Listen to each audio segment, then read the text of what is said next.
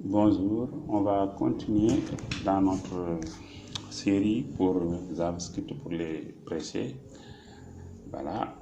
Et maintenant, on va essayer de voir comment afficher une information sur console, c'est-à-dire le terminal, grâce à Node.js. Ensuite, on va voir comment afficher une information sur le navigateur. Alors, pour le navigateur, on est obligé de créer un fichier,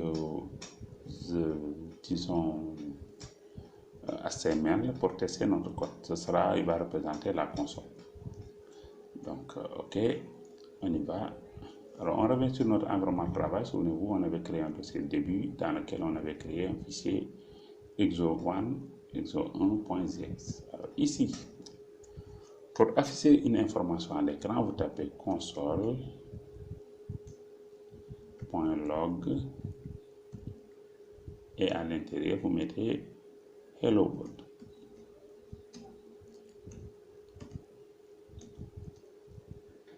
Voilà. Alors là, on vient de dire à JavaScript que nous voulons afficher à l'écran Hello World. Alors, on va venir ici sur la partie terminal, on tape Node et on lui donne le nom du fichier exo1. Alors, je ne suis pas encore dans le bon fichier. Alors ici, je fais un ls pour voir, regardez bien.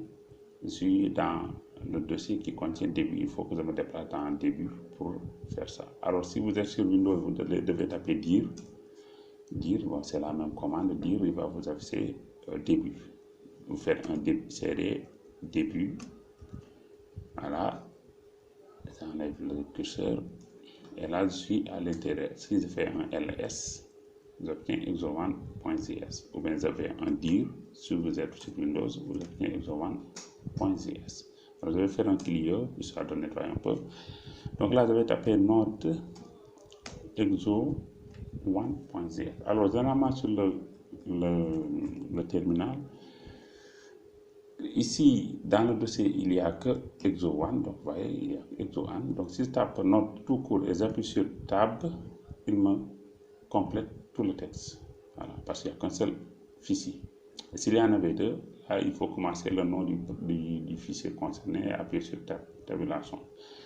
Donc là, j'appuie sur Entrée et vous voyez Hello World là. Voilà, c'est ce qu'on a tapé là à l'intérieur.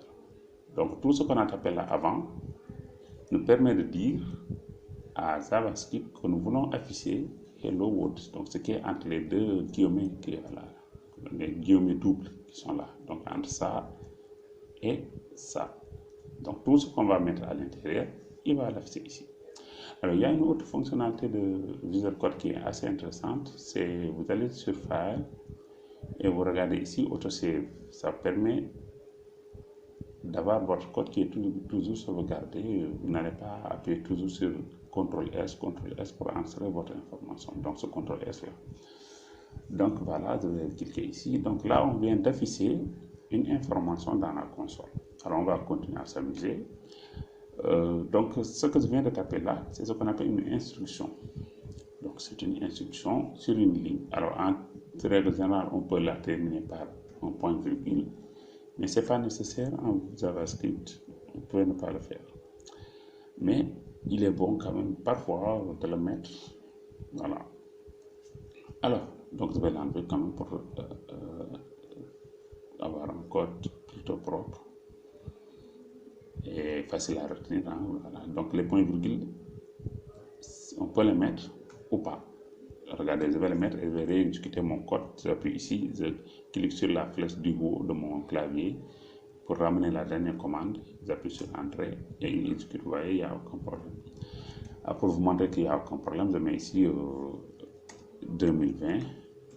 Oups, c'est pas ça, 2020, et je reviens ici, j'appuie sur flèche du haut, Entrée, vous voyez 2020, ça marche bien avec point virgule et comme avec sans point virgule. Donc voilà, alors si je veux afficher une autre information, je vais à la ligne, je tape encore console.log, voilà, et je mets ici, je suis un bon codeur. Je je reviens ici, flèche du haut, entrée, vous voyez, il y a les deux instructions. Je lui demande d'abord d'afficher le Word 2020, ensuite je lui demande d'afficher je suis un bon codeur, et bien il le fait. Je continue, je peux dire console.log et je mets directement un chiffre, par exemple 1900, voilà, pour mettre une valeur plutôt intéressante, 1800 du coup, 1886, c'était une date intéressante. Et là, j'appuie et vous voyez, il vient de m'afficher le 1886. Pourtant, je ne l'ai pas mis entre des crochets comme ça. Mais attention, si je tente d'afficher du texte avec cette méthode-là, comme par exemple je mets ici au kilogramme, pourquoi pas, bien on va voir qu'il va refuser. Voilà. Et puis, hop, vous voyez, il dit kilogramme is not defined. Alors c'est normal, kilogramme est ce qu'on appelle une chaîne de caractères. On va y revenir. Donc pour afficher une autre information différente d'un nombre, vous devez obligatoirement le mettre entre guillemets. Alors vous êtes libre de mettre des guillemets doubles ou des guillemets simples. Ça marche aussi. Alors, regardez bien, je vais exécuter mon programme. Je vais d'abord effacer l'écran en mettant clear.